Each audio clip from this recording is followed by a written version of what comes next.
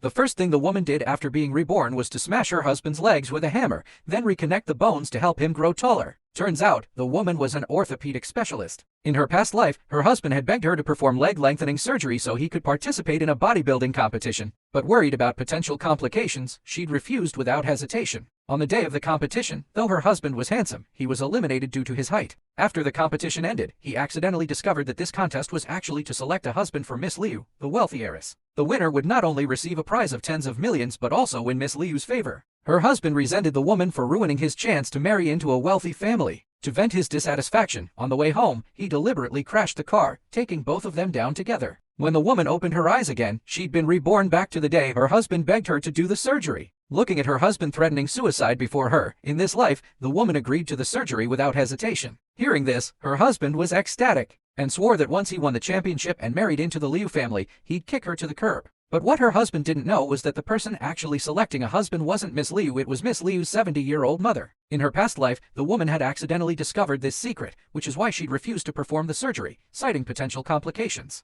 But in the end, all she got in return was her husband's betrayal. In this life, the woman wanted to personally watch her husband walk step by step into hell. Her husband then couldn't wait to tell his parents the good news. Watching her in-law's bossy demeanor, the woman was certain they already knew about her husband marrying into the Liu family. Since that was the case, the woman might as well help them along. That very day, she arranged the surgery for her husband. But to collect some interest in advance, the woman insisted on not using anesthesia during the operation, claiming it would affect recovery. To recover quickly, her husband had no choice but to grit his teeth and agree. The woman then brought out the hospital's largest hammer and smashed it hard onto her husband's legs. With a scream of agony, her husband passed out from the pain. When he opened his eyes again, he'd already been sent back to his hospital room. Looking at his noticeably longer legs, her husband couldn't help crying tears of joy. He quickly had his parents bring a measuring device to check his height.